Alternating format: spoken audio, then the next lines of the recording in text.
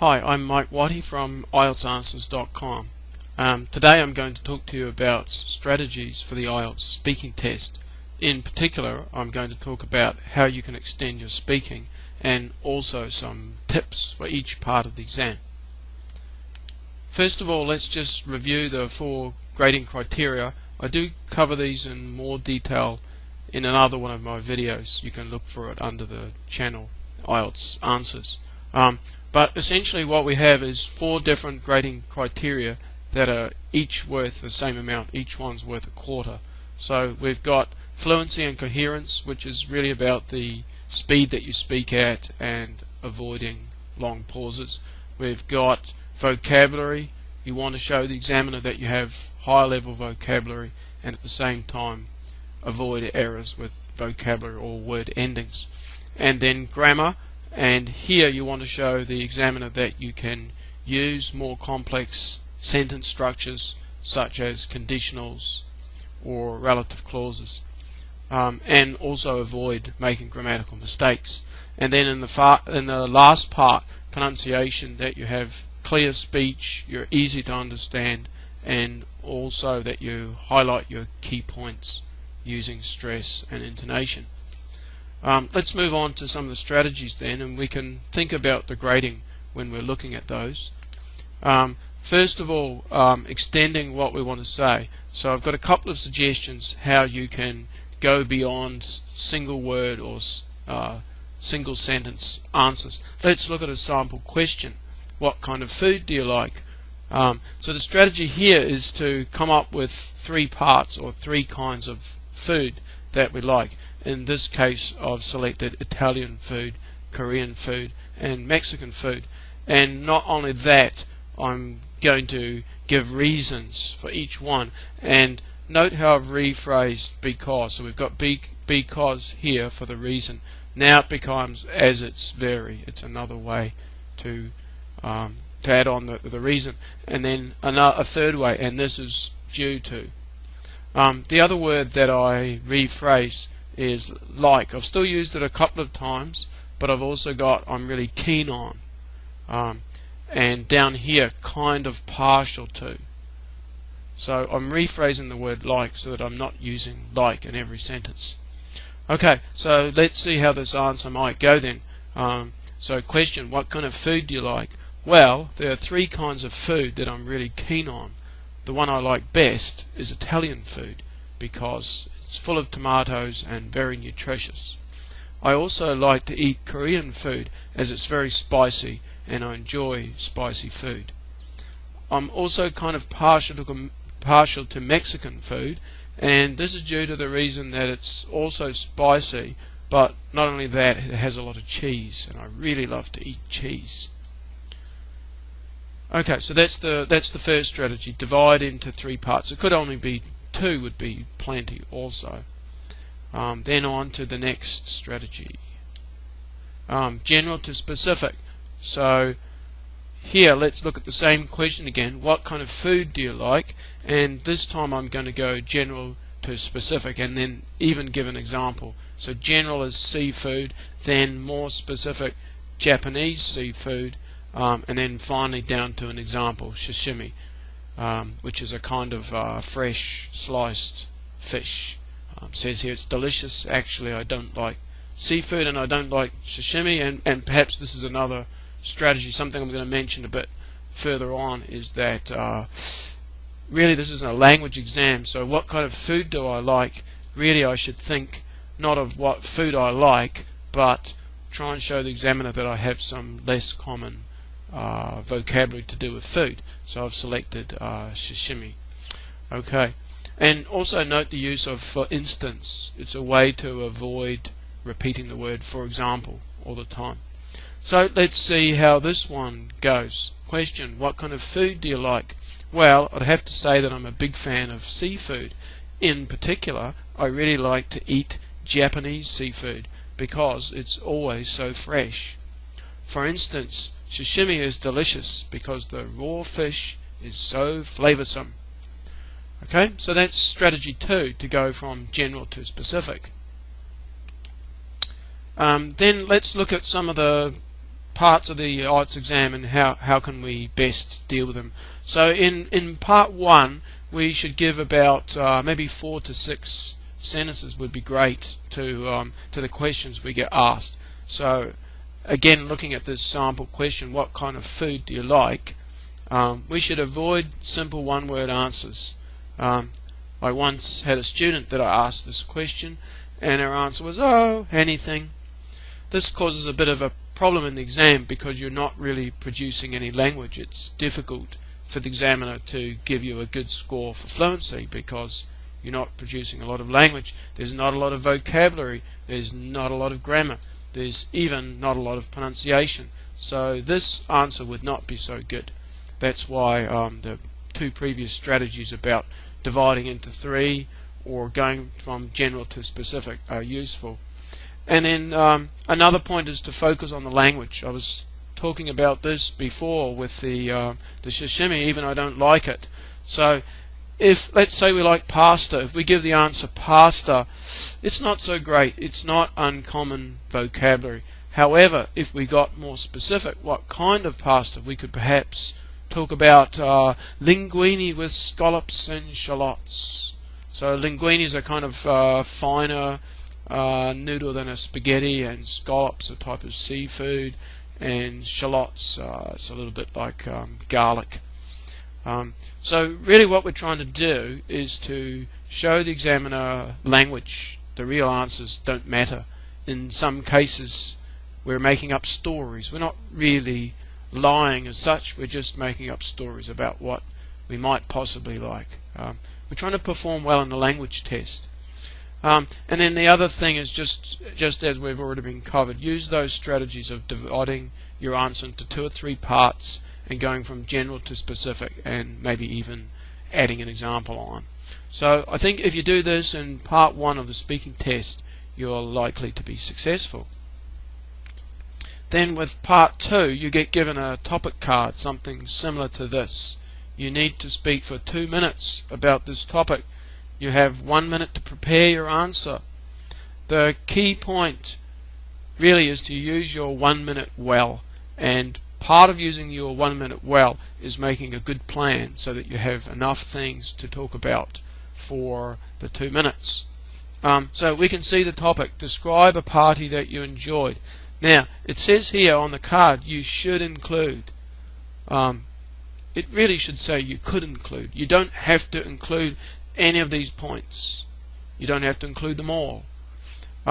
Really the topic is about a party and we enjoyed it. If we wanted to, we could tell it like a story. What happened in the beginning? What happened later on in the party? What happened at the end of the party? Maybe the police came. I've been to some parties like that. And then what happened after the party? Especially if the police came. Maybe they took your best friend to jail. I haven't been to a party like that for a while, by the way. That's when I was younger. So let's have a look at these, how we might plan some of these points. But as I mentioned, we're not limited to sticking to these points. We could have other points as well.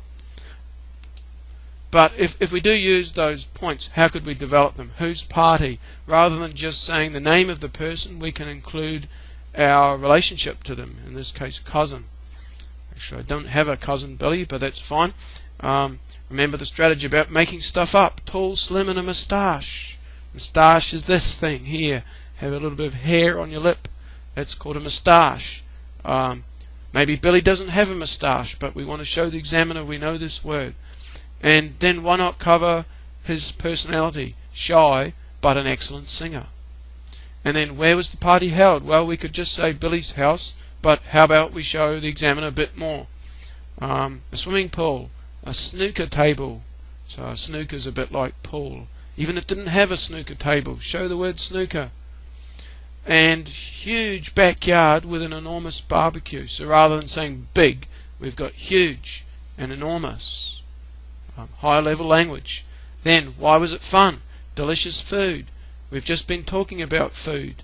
You can recycle some of that vocabulary into here. You could talk about the sashimi and the linguine with what was it, scallops and shallots. So any language that you've got related to food, you could now bring into this topic. Lively music and dancing, great people, deep and meaningful conversations. So the idea is, with our 1 minute, if we make a solid plan, we're going to be able to speak for the full 2 minutes. So normally I would say you need 3 main points and then give more details about those. In other words, we've got 3 points and we're going from general to specific. We're kind of combining those 2 skills that we learned earlier.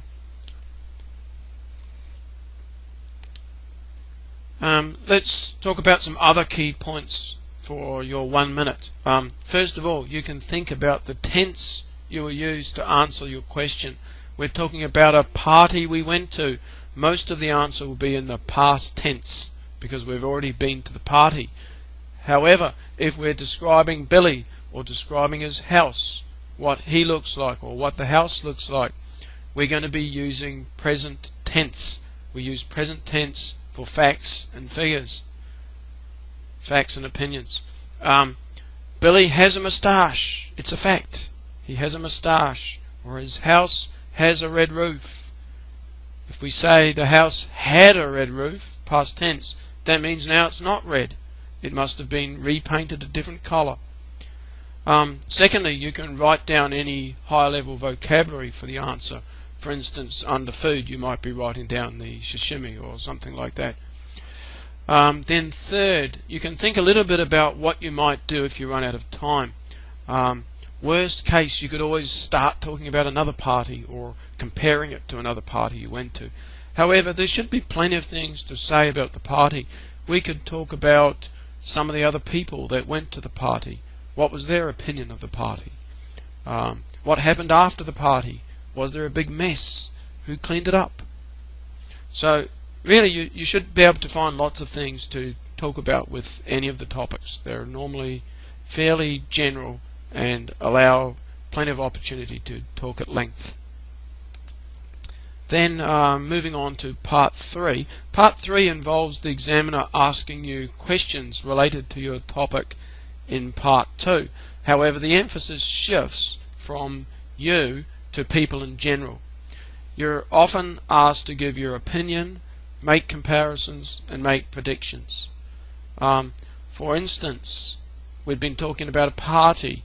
In part 3, you might be asked, what sort of reasons do people in your country have for holding parties? Or maybe more general about festivals. What sort of festivals are celebrated in your country? So the focus has shifted from you to people in general. So first strategy in part 3. Part 3 is a little bit different to part 1 and 2. In part 1 and 2, you can ask the examiner to repeat a question, or you can ask the meaning of a single word. However, in part 3, you can ask for a rephrase of the question. Now, you might do this for a couple of reasons. One reason is to check you correctly understand the question. The second reason, you can use it to buy time. You may well understand the question, but you ask for a rephrase in order to buy yourself some time to think about what you're going to say and also some of the language that you're going to use to answer it. So that's the first strategy, ask for a rephrase. Of course, you can't do that on every question, but I think doing it once or twice is not a bad thing. Also, it shows some confidence, that you have confidence to ask the examiner a question. And then how would we do that? Well, we could use a phrase like this. Are you asking me? So let's say the question is, are parties these days different from parties 10 years ago? Then we might say, are you asking me how parties have changed recently? Okay, so that helps to make sure we correctly understand the question. We can use it to buy time. In addition, it uses up some of the time. The speaking test lasts maximum of 14 minutes. If you're asking questions, if you're getting rephrases, that will use up some of the time. That could be a good thing. Another strategy is to buy time with redundant phrases. Redundant phrases means they're not really necessary. They're non-topic based. Politicians use these. When you ask politicians questions, are you going to lower taxes? You don't get a straight answer from them. Their mouths move, words come out, but they don't actually say anything. That's the strategy we're using here. So let's look at a couple of these. The first one, well, that's an interest. Let's have a question. Let's say the question is, do you think people celebrate more in your country these days? And let's say you don't really have an opinion, or you're not sure how to express your opinion. Here's what you can say. Well, that's an interesting question. I've never really thought about that before, but I guess I would have to say that I agree. So in this case, we've produced a couple of sentences. The second one using a conjunction, so it's a compound sentence. Really, the only language related to the topic is I agree. However, we've packaged it much better. We've used a long phrase to package our answer. This way we're going to score higher on fluency because we're producing more language. The vocabulary is better in here than just saying I agree. There's more grammar. We've got a conjunction here, and also allows you an opportunity to improve your score for pronunciation, especially if you've rehearsed some of these. If you can build up some of these phrases so they come out very naturally with stress in the right places, then you're going to increase your score for pronunciation as well. Let's look at another example, and you can listen to my stress and intonation, and maybe you can learn from that. So let's try the same question, and we're just going to agree again, but we're going to package it a little bit better. I'm not really sure about that. However, if you are asking me for my honest opinion, I would have to say that I agree. So again, the only real meaningful language is I agree. However, we've packaged it better. So I hope you found this video useful. If you have, I've got some other videos under the channel IELTS Answers. In addition, if you'd like more help with your speaking, you can go to my website. I've got my direct page to my speaking here. You're also welcome to contact me by email. You can see it down here, mike@ieltsanswers.com. Hope you found this video useful.